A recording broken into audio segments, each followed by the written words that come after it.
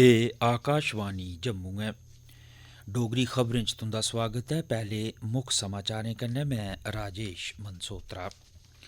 प्रधानमंत्री नरेंद्र मोदी होरें अज्ज आखेआ जे हुनरमंद कारीगर आत्मनिर्भर भारत दी सच्ची भावना दे प्रतीक न। उनें आखेआ जे अज्जै दे विश्वकर्मा कल्लै दे उद्यमी बनी सकदे न।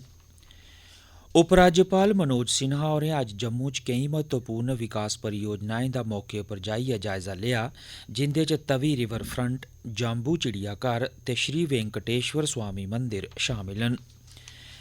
केंद्री मंत्री डॉक्टर जितेंद्र सिंह होरें आखेआ जे चनाब दा इलाका, जेहड़ा ज़्यादातर प्हाड़ी इलाका ऐ, आज़ादी थ्होने दे बाद थमां विकास कोला दूर रेहा ऐ।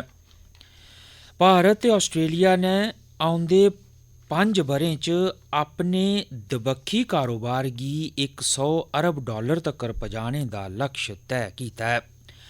खबरें दी तफसील कन्नै जगमोहन शर्मा। प्रधानमंत्री नरेंद्र मोदी होरें अज्ज आखेआ जे सरकार पिछले किश ब'रें च स्किल इंडिया मिशन ते कौशल विकास केंद्रें दे राएं करोड़ें नौजवानें दा कौशल बधाने दा कम्म करा करदी ऐ। पीएम विश्वकर्मा कौशल सम्मान पर बजट दे बाद आह्ले इक वेबिनार गी संबोधित करदे होई अज्ज बड्डलै प्रधानमंत्री होरें आखेआ जे दौनें योजनाएं करी युवाएं गी मुल्खै च रोजगार दे बड़े मौके थ्होआ करदे न। मोदी होरें आखेआ जे मुल्खा दी आज़ादी दे बाद शिल्पकारें गी जिस चाल्ली दे सैह्योग दी लोड़ ही, ओह् उनेंगी सरकार थमां नेईं थ्होआ, जिस करी अज्ज लोक अपने रिवायती ते परिवारिक पेशे गी छोड़ा करदे न। मोदी होरें आखेआ जे ग्राएं थाह्रें ऐसे केई कारीगर न जेहड़े अपने हत्थें दे हुनर कन्नै औजार संदर तैयार करदे न ते पीएम विश्वकर्मा योजना इस्सै बड़े बड्डे ते खिलरे दे वर्ग गी जोड़ने ते मजबूत बनाने लेई ऐ।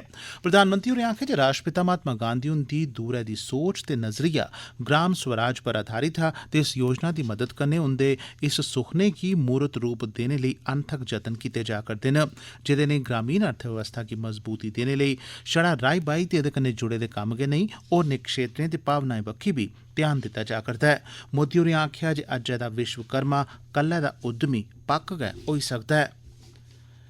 जम्मू शैह्रा दे बाह्रले इलाके सिद्दड़ा च जारी श्री वेंकटेश्वर स्वामी मंदिर दे निर्माण कम्म दा उपराज्यपाल मनोज सिन्हा होरें मौके पर जाइयै जायजा लैता ते गुरुकुल ते स्वास्थ्य केंद्रें दा निर्माण कम्म कन्नै गै शुरू करोआई देने दा निर्देश दित्ता। उनें मंदिर दे पदाधिकारिएं कन्नै गल्लबात कीती। तिरुपति बालाजी मंदिर सिद्दड़ा कोल मझीन ग्रां च बनाया जा'रदा ऐ, जेहड़ा तीर्थ यात्रा दा इक बड्डा स्थान बनोग। इस मंदरै च तिरुमला तिरुपति देवस्थानम बोर्ड आसेआ संस्कृत भाशा ते वैदिक शिक्षा लेई इक गुरुकुल ते वेद पाठशाला दा निर्माण बी कीता जाग। एह् मंदिर विष्णु भगवान दे वेंकटेश्वर स्वरूप गी समर्पित होग, जिंदे लेई मानता ऐ जे कलयुग च मनुक्खता गी दुख तकलीफें शा राहत देने लेई प्रगट होए दे न। 62 कमान रकबे च बनाए जा'रदे इस मंदिर गी तिरुमल मंदिर, तिरुपति मंदिर या तिरुपति बालाजी मंदिर दे नाएं कन्नै बी जानेआ जंदा ऐ।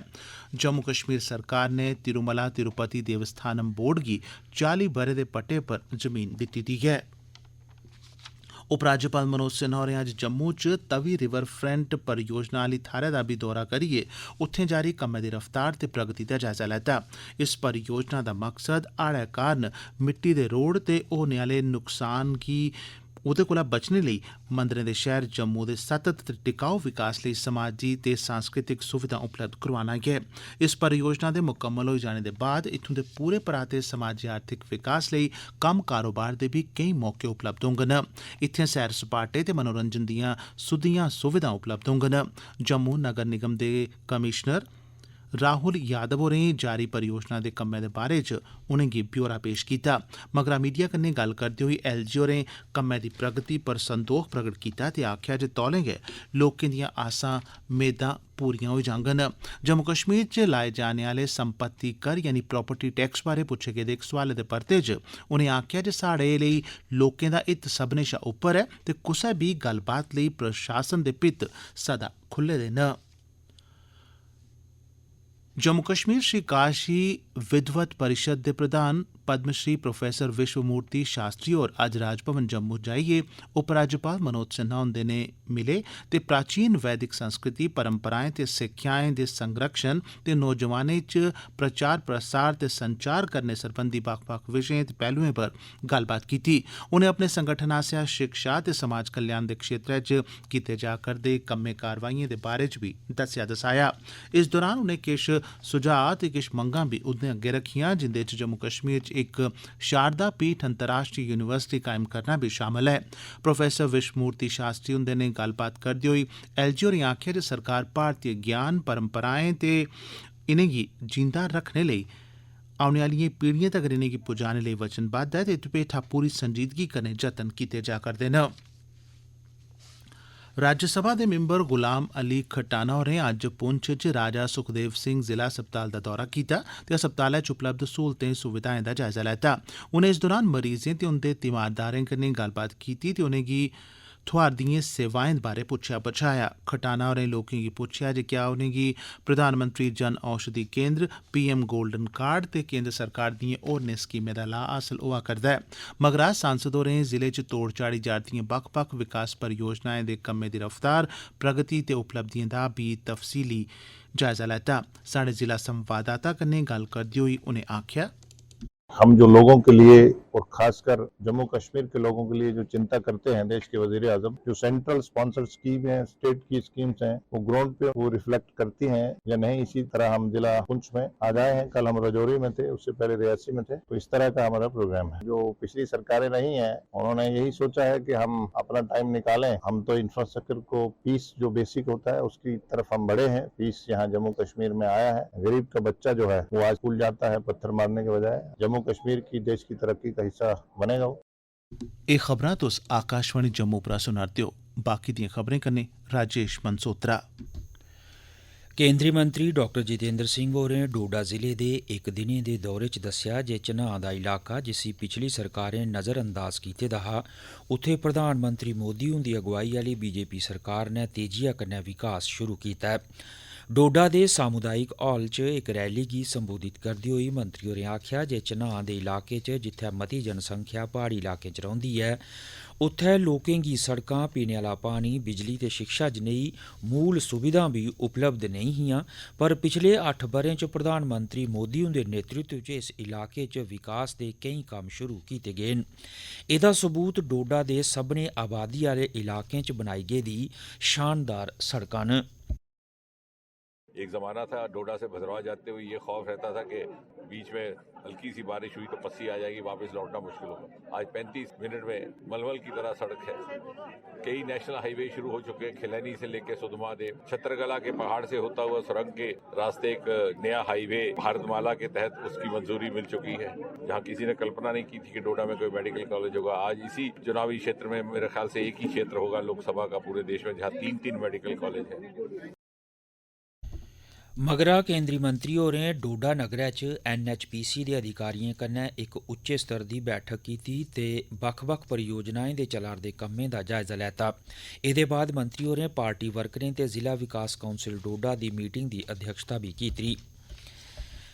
केंद्री बपार ते उद्योग मंत्री पीयूष गोयल होरें अज्ज आखेआ जे भारत ते आस्ट्रेलिया अगले 5 ब'रें च $100 अरब दा बपार करने दे जतन करङन ते मौजूदा $30 अरब दे आपसी कारोबार थमां दवै देश संतुष्ट नेईं हैन।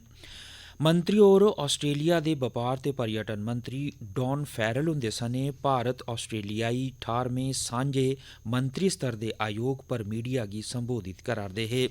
उनें आखेआ जे भारत ते आस्ट्रेलिया कोल सरकार, कारोबार ते आम लोकें दे स्तर उप्पर केईं महत्वपूर्ण प्रतिभा मौजूद न ते दवा देश रलियै विश्व स्तर उप्पर शानदार परिवर्तन आनी सकदे न। श्री गोयल होरें आखेआ जे दौनें देशें आर्थिक सहयोग ते बपार समझौते दे दूए गेड़ दी गल्लबात शुरू करने दा स्वागत कीता है। उनें आखेआ जे नवाचार, रक्षा, अंतरिक्ष प्रौद्योगिकी, शिक्षा ते ऊर्जा प्रणालियां आह्ले खेत्तरें च दौनें देशें कोल लाभदायक मौके मौजूद न। केंद्री युवा मामलें ते सूचना प्रसारण मंत्री अनुराग सिंह ठाकुर होरें अज्ज पूना च सिम्बियोसिस अंतर्राष्ट्रीय यूनिवर्सिटी च चौथी Y20 परामर्श बैठक का शुभारंभ किया। उन्हें इस मौके पर आख्या जे मौजूदा समय च नौजवान हर खेतर च बराबरी दे भ्याल न ते Y20 दी एह बैठक युवाएं गी अपने विचार सुझाव नजरिए ते विचारें गी सांझे करने ते G20 नेताएं गी मौजूदा विश्व स्तर दी चुनौतियों के नबेड़े लिए सुझाव ते सिफारिशां पेश करने का एक अनूठा मंच है। उन्हें गलाया जे बैठकां भारत की भूमिका दसने तक्कर गै महदूद नहीं न, सगुआं इंदा मकसद नौजवानें की आवाज़ चुकने ते विश्व स्तर उपर एजेंडा तय करने च उंदी भूमिका गी यकीनी बनाना भी है। इस बैठक का विशे सार है शांति स्थापना ते सुलह, युद्ध रहित युगै च प्रवेश, वसुधैव कुटुंबकम दा दर्शन। तालाब ढिल्लो जम्मू च एक मुफ्त मैडिकल जांच कैंप लाया गया जेदे च ब्लड शुगर, हाइपरटेंशन, वजन, ECG, PFT जनेह् टैस्ट निशुल्क कीते गए। कैंप का आयोजन संवेदना सोसाइटी जम्मू आसेआ मेदांता हॉस्पिटल गुड़गांव के सहयोग कन्नै कीता गया ते संसद सदस्य जुगल किशोर शर्मा होरें एहदा उद्घाटन किया। कैंप च कार्डियोलॉजी दे 130 मरीजें ते होरनें 110 मरीजें की जांच की गई। जुगल किशोर शर्मा होरें संवेदना सोसाइटी जम्मू आसेआ मुफ्त मैडिकल कैंप लाने की सराहना की। देश च प्रत्यक्ष करें थमां इस माली ब'रै हुनै तोड़ी 13,73,000 करोड़ रुपए का शुद्ध राजस्व आया है, जेड़ा पिछले माली ब'रे शा 17% बद्ध है। यह राजस्व कुल बजट अनुमानें का 97% है।